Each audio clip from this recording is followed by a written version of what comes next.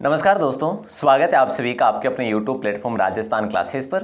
तो आइए दोस्तों, आज की इस क्लास में हम लोग कवर करने वाले हैं राजस्थान पशु परिचर भर्ती एग्जाम के लिए एक बेहतरीन मॉडल पेपर। दोस्तों ये 45 प्रश्नों का मॉडल पेपर होने वाला है। उम्मीद करूंगा आप इस मॉडल पेपर को पूरा देखेंगे और आप यूं समझेंगे कि भी आज जो है ये मेरा पार्ट बी का पेपर हो रहा है और इसमें मेरे कितने प्रश्न सही होते हैं इसके संदर्भ में हमें हमारी तैयारी का आकलन करना है। उम्मीद करूंगा दोस्तों कि आप इस क्लास के एंड तक जुड़े रहेंगे और देखेंगे कि वास्तव में मेरी तैयारी कैसी है। तो चलिए शुरू करें दोस्तों। ये मॉडल पेपर जो है ये बड़ा ही लाजवाब होने वाला है और एंड तक जुड़े रहेंगे तो मैं आपको एक प्रश्न भी पूछने वाला हूं और आपसे ये भी पूछने वाला हूं कि आप कितने प्रश्न जो है सही करते हैं। ठीक है, यूट्यूब पर ऑनलाइन क्लासेज देखने के लिए डेली रात को 9 बजे और सुबह 9 बजे दोनों टाइम हमारी क्लासेज होती है। और राजस्थान क्लासेज की वेबसाइट को विजिट करिएगा। यहाँ पर आपको फ्री पीडीएफ जो नोट्स दिए जा रहे हैं, व्हाट्सएप ग्रुप, टेलीग्राम चैनल, सभी का लिंक इन डिस्क्रिप्शन जरूर देखिएगा, विजिट करिएगा। दोस्तों 50 जिलों पर आधारित ये जो जीके चल रहा है, अब अभी हमारी जो क्लासेज चल रही है ना, इन सभी की पीडीएफ आपको कहाँ पे मिल रही है? राजस्थान क्लासेज की वेबसाइट पर। और ये जो आज का जो मॉडल पेपर है ना, ये मॉडल पेपर भी आपको मिलेगा आपकी अपनी वेबसाइट पर, इसी वेबसाइट पर मिलेगा। तो ज़रूर विजिट करते रहिए और हमारे ग्रुप में ज़रूर जुड़िए। मैं आपको आखिर में या बीच में नंबर दे दूँगा जिस पर आप मैसेज करके ग्रुप में ऐड हो सकते हैं। राजस्थान क्लासेज यूट्यूब प्लेटफॉर्म पर आप सभी का पुनः पुनः हार्दिक स्वागत। चलेगा, पहला सवाल आपकी स्क्रीन पर है, गौ पशु परियोजना निदेशालय कहाँ पर अवस्थित है? तो देखिए दोस्तों, राइट आंसर आप सभी का क्या हो जाएगा? सर मेरठ में है। कहाँ पे है? मेरठ। और मेरठ कहाँ पे है? यूपी में पड़ता है। ये दोस्तों सुपर फास्ट क्लास होगी, एंड तक जुड़े रहेंगे आप लोग और मतलब आप यूं समझे कि हूबहू पेपर है आपका। राज्य में प्रत्येक 5 साल के अंतराल पर पशु गणना करवाता है। कौन करवाता है, ऐसा आपसे सवाल किया जा रहा है। हालांकि आपको ये पता होना चाहिए हर 5 साल में पशु गणना होती है। ठीक है, और यहाँ पे हम बात करें तो ये करवाता है राजस्व मंडल। और राजस्व मंडल का जो कहाँ पे है हेड ऑफिस, वो है अजमेर में। ऑप्शन डी आप सभी का सही आंसर होगा। सर्वाधिक बकरियों वाला राज्य यानी 20वीं पशु गणना के अनुसार सर्वाधिक बकरियों वाला जो राज्य है वो कौन सा है? तो आप कहेंगे सर राजस्थान है वो। और अगर मैं आपसे बात करूं राजस्थान की, तो देखो बकरियां जो है, बकरियों के बारे में बात करते हैं अपन। बकरी को गरीब की गाय कहा जाता है, चलता फिरता फ्रीज कहा जाता है। ये हमारे सामान्य ज्ञान में हम पढ़ते ही हैं, लेकिन अलग अलग जो बकरियों की नस्लें हैं उसके बारे में भी मॉडल पेपर आएगा, उसमें हम बात करेंगे। अगला सवाल है, 2021-22 के अनुसार राज्य में कुल कितना दुग्ध उत्पादित हुआ है? कितने एमटी हुआ है, इसका आंसर आपको बताना है। आप कहेंगे सर 33.86 को लॉक करेंगे, 86। ऑप्शन डी आप सभी का सही आंसर हो जाएगा। सॉरी 33.26 होगा, इसमें 86 नहीं होगा, 26 होगा। ऑप्शन बी आप सभी का सही आंसर हो जाएगा। अगला सवाल देखिए दोस्तों, क्या पूछा जा रहा है कि राज्य में सर्वाधिक दूध उपलब्धता वाला जिला कौन सा? सबसे अधिक दूध उपलब्धता वाला जिला कौन सा है? तो याद रखना वो है जैसलमेर। जैसलमेर में सबसे अधिक जो है दूध उपलब्धता वाला जिला है ये। और उत्पादन की बात करते हैं तो वो अलग होगा फिर। ठीक है, तो फिलहाल ऑप्शन ए आपका सही आंसर था। भैंस के दूध लैक्टोज यानी दुग्धम का प्रतिशत कितना होता है? यानी कि लैक्टोज का जो प्रतिशत है ना, वो आपसे पूछा जा रहा है। तो दोस्तों वो होगा, भैंस की बात करें तो सामान्य जो आपसे पूछे तो फिर आप 5.4% बताएंगे। ऑप्शन सी आप सभी का लॉक होगा। हालांकि सभी भैंसों में, अलग अलग भैंसों में है ना, वसा अलग अलग भैंसों के दूध में जो है वसा का प्रतिशत अलग होता है, पानी का प्रतिशत अलग होता है, लैक्टोज का प्रतिशत अलग होगा, प्रोटीन का प्रतिशत अलग होगा। ये चीज़ें भी आपको याद करनी ही पड़ेगी। ये चीज़ें कैसे? देखो मॉडल पेपर में आएगी ही, लेकिन फिर भी आप अगर उसको कवर करते हैं, किसको सर? थ्योरी को, तो फिर आपको सारी चीज़ें याद हो ही जाएगी। ये हमारा मॉडल पेपर है। दुग्ध में पाई जाने वाली प्राकृतिक अल्पता है ना, अल्पता 0.12 से 0.16% का या के कारक है CO2 के, केसिन के, फास्फेट और एल्बुमिन के, या उपरोक्त सभी। तो हम करेंगे उपरोक्त सभी को। ऑप्शन डी आप सभी का सही आंसर हो जाएगा। अगला सवाल देखते हैं दोस्तों कि सर्दियों में दही जमाने के लिए दूध में उचित जामन डालकर, यहाँ पे ये दूध है, दूध में उचित जामन डालकर लगभग कितने समय तक रखते हैं? तो वो रात भर रहता है। ये तो सामान्य से सभी को बात का पता है, लेकिन फिर भी अगर हम बात मान के चलें तो फिर 12 से 14 घंटे, आप मिनिमम 12 घंटे अगर रखते हैं तो फिर वो अच्छा दूध जो है जमता है, यानी दही अच्छा जमता है ना दोस्तों। चलिए आगे बढ़ते हैं, अगले प्रश्न की बात करते हैं। अगला जो प्रश्न आपसे पूछा जा रहा है ऑप्शन सी आपने लॉक कर दिया ना। बोले सर अगला सवाल है कि मध्यम या फिर व्हिपिंग क्रीम में वसा प्रतिशत कितना होना चाहिए। तो आप कहेंगे सर 35% तो होना ही चाहिए, ऑप्शन बी को लॉक कर देंगे। अच्छा क्वेश्चन है। और अगला सवाल आपकी स्क्रीन पर है, पूछा जा रहा है कि भाई प्रौढ़ भेड़ यानी कि जो बूढ़ी भेड़ होती है, प्रौढ़ भेड़ मादा को किस नाम से जाना जाता है। तो वो जाना जाता है एव के नाम से। ठीक है, ये जो एक सारिणी है दोस्तों, और इस सारिणी को कह लो या फिर टेबल जो है उसको आप अच्छे से रट लेते हैं तो 2 प्रश्न आपके जरूर पूछेंगे सारिणी से, तो ये चीज़ आप जरूर याद कर लेना। ठीक है, सारिणी अगर आप कहेंगे तो हम आपको शेयर कर देंगे ग्रुप में अच्छे से। अगला सवाल पूछा जा रहा है कि दुग्ध बर्तनों को धोने के लिए ग्रामीण क्षेत्रों में प्रचलित विधि कौन सी है। दूध के बर्तनों को धोने में सूखी विधि है, ये तो कई बार हमने पढ़ा भी है, ऑप्शन ए को लॉक कर देंगे, सीधी सी बात है। अगला सवाल देखिए, निम्न में से कौन सा पशु अरुमंदी नहीं है। निम्न में से कौन सा पशु जो है अरुमंदी नहीं है। तो ऐसे में आपका राइट आंसर जो हो जाएगा वो हो जाएगा बकरी, यानी कि ऑप्शन ए को लॉक कर देंगे। अच्छा क्वेश्चन है दोस्तों, बकरी को लॉक कर देंगे। और अगला सवाल आपकी स्क्रीन पर है, पूछा क्या जा रहा है देखिए कि रेम का संबंध है। रेम दोस्तों, रेम यानी अपन उस रेम की बात नहीं कर रहे हैं जो RAM होता है, जैसे रैंडम एक्सेस मेमोरी, उसके बारे में बात नहीं करें। ये रेम जो है इसका संबंध है किसी बकरी से या किसी भेड़ से, और वो भी कौन सी अवस्था से है, तो प्रौढ़ अवस्था से है, प्रौढ़ नर की बात हो रही है ना। तो मैंने आपको क्या बताया, यहाँ से 2 या 3 प्रश्न आपको इस टेबल से देखने को मिल जाएंगे, ऐसी टेबल जो है। ऑप्शन सी आप सभी का सही आंसर हो जाएगा। कौन सी नस्ल की गाय जालोर के सांचौर तहसील में बहुतायत मिलती है और वहीं से इसका उद्गम भी माना जाता है। तो वो है कांकरेज नस्ल दोस्तों। कौन सी है, कांकरेज नस्ल को लॉक करेंगे, ऑप्शन ए आप सभी का सही आंसर होगा। भैंसों में सबसे लंबा दुग्ध काल किस नस्ल का है।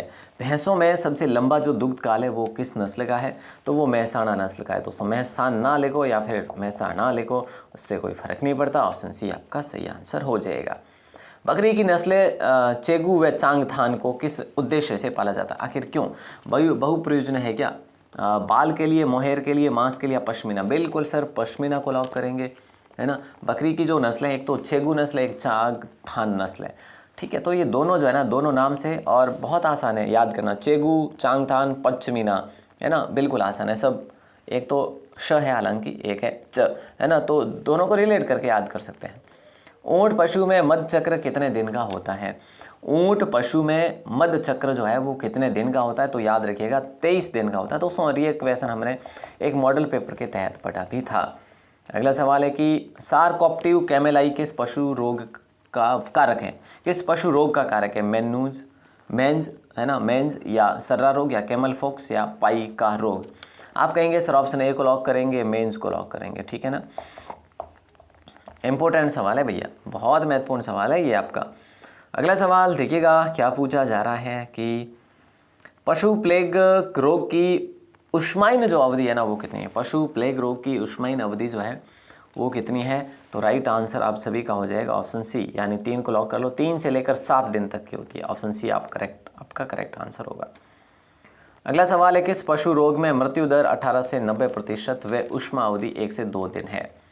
तो याद रखना ऑप्शन ए को लॉक कर देंगे, वो गलघोंटू रोग होता है दोस्तों। कौन सा होता है, गलघोंटू रोग।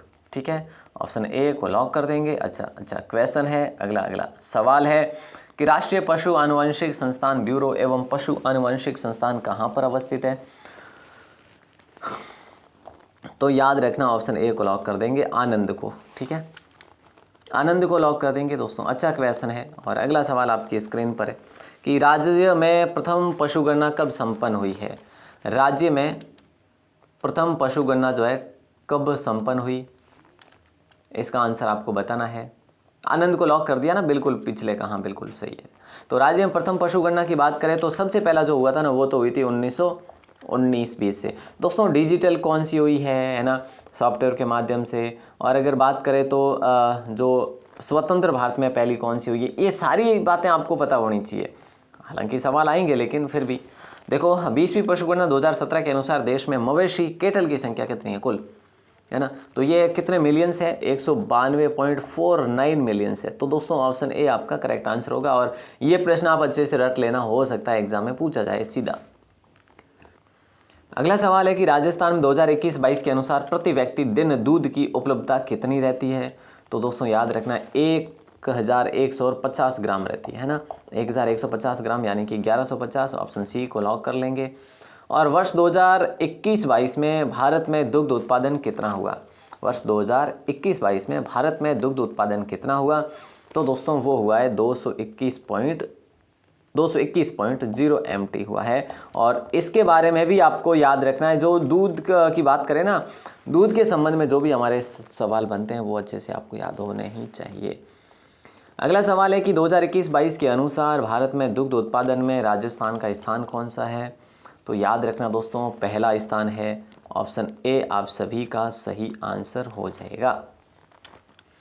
अगला सवाल है कि सर्वाधिक खनिज लवण युक्त दूध किस पशु का है? बताइए। सर्वाधिक खनिज लवण युक्त दूध किस पशु का है? तो याद रखना, ऑप्शन डी को लॉक करेंगे, भेड़, है ना। ऑप्शन डी को लॉक कर देंगे। बेहतरीन सवाल है, इंपॉर्टेंट सवाल है, अच्छा सवाल है। अगला सवाल है, पशुओं में मिल्क स्राव को बढ़ाने के लिए कौन सा हार्मोन्स दिया जाता है? पशुओं में मिल्क स्राव को बढ़ाने के लिए कौन सा हार्मोन्स दिया जाता है?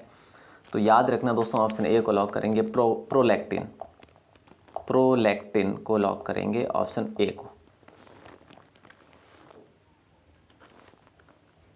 अगला सवाल है, कोलेस्ट्रम का अपेक्षित घनत्व लगभग होता है। देखिए दोस्तों, कोलेस्ट्रम का अपेक्षित घनत्व लगभग होता है, तो ये कितना होता है? आप कहेंगे सर 1.055 जो है। देखो, कोलेस्ट्रम का अपेक्षित घनत्व और घनत्व आपको अच्छे से सारी चीज़ें जो याद होनी चाहिए। और अक्सर जो हम देखो मैं आपको बात करूं तो यहाँ से जो भी आप प्रश्न देख रहे हैं, ऐसे ही इसी से रिलेटेड जो भी प्रश्न बनते हैं वो ऐसे ही प्रश्न आपको याद करने होंगे। भले ये समझो या फिर इसी प्रकार से देखो, अब जैसे टेबल हो गई, है ना, वो टेबल हो गई और उस टेबल में हमने किसी नर मादा का जैसे, है ना, या प्रौढ़ नर का ऐसे वो है, उसका नाम क्या है ना, उसको हम क्या कहते हैं। तो इस प्रकार से वो सारणी जो एक तो है नहीं, है ना, सभी के बारे में है, तो सभी के बारे में किसी में से भी पूछ सकते हैं सवाल। तो ये चीज़ आपको याद करनी ही पड़ेगी। दूध में उपस्थित वसा का पता किस विधि द्वारा लगाया जा सकता है? तो हाँ, नकलिंग या गर्बर या स्ट्रिपिंग? बोले सर गर्बर को लॉक करेंगे, ऑप्शन सी को। अच्छा क्वेश्चन है। और अगला सवाल देखिए दोस्तों कि जर्सी गाय के दूध में औसतन चिकनाई वसा की मात्रा कितनी होती है? जर्सी गाय के दूध में औसतन चिकनाई या कह लो या फिर वसा की मात्रा जो है, मैंने आपसे बात करी वही, कि ये जर्सी में कितनी होती है? 5% लगभग पूछा जा रहा है। हालांकि 5.5% भी आता है, कई जगह 4.5 भी आता है, लेकिन एवरेज आपको 5% का ध्यान रखना होगा। अगला सवाल है, दूध में प्रमुख शर्करा लैक्टोज जो है किससे बनी होती है? जो प्रमुख शर्करा लैक्टोज जो है वो किससे बनी होती है? दोनों से बनी होती है, ग्लूकोज और ग्लैक्टोज से। ऑप्शन ए आपका करेक्ट आंसर हो जाएगा। अगला सवाल है, गाय की कौन सी नस्ल है जो दुधारू है और उसके बैल खेती के काम आते हैं? है ना, ये सवाल अच्छा क्वेश्चन है। गाय की कौन सी नस्ल है जो दुधारू भी है और उसके बैल खेती के भी काम आते हैं? तो वैसे ऑप्शन ए को लॉक करेंगे, राठी गाय जो दुधारू है और बैल खेती के भी काम आते हैं, है ना। नागौरी की बात करें, वो बैल ही केवल जो खेती के काम आते हैं, इतनी दुधारू नहीं है गाय फिर। तो बात यह है कि ऑप्शन ए आपका लॉक आंसर हो जाएगा। अगला सवाल है कि भेड़ का बदियाकृत नर कहलाता है। भेड़ का बदियाकृत जो नर है वो क्या कहलाता है? हाँ, ये देखो, ये अच्छा क्वेश्चन है ना। तो फिर ये वीडर कहलाता है दोस्तों। क्या कहलाता है? वीडर। ऑप्शन सी आप सभी का करेक्ट आंसर हो जाएगा। अगला सवाल है, किस पशु में मैथुन की क्रिया सिंग नहीं कहलाती? किस पशु में मैथुन की क्रिया जो है सिंग नहीं कहलाती? तो ये नहीं कहलाती है भेड़ में, भेड़ में नहीं कहलाती, ठीक है। किसमें? भेड़ में नहीं कहलाती, बाकी जैसे बकरी, गाय और भैंस में है। तो इस प्रकार से जो ये कीवर्ड है ना, इनका जरूर ध्यान रखना, ये हमें कंफ्यूज कर देते हैं कई बार पढ़ने में। और अगला सवाल है कि पहाड़ी क्षेत्रों में ऊँट के लिए उपयुक्त नस्ल कौन सी है? पहाड़ी क्षेत्रों में ऊँट के लिए उपयुक्त नस्ल जो है वो कौन सी है? तो याद रखना मेवाड़ी नस्ल है। ये तो हम ऑलरेडी पढ़ चुके हैं कई बार और ये जानकारी आपको है ऑलरेडी। अगला सवाल है, क्लोस्ट्रीडियम शोबियाई नामक जीवाणु किस रोग का एक कारक है?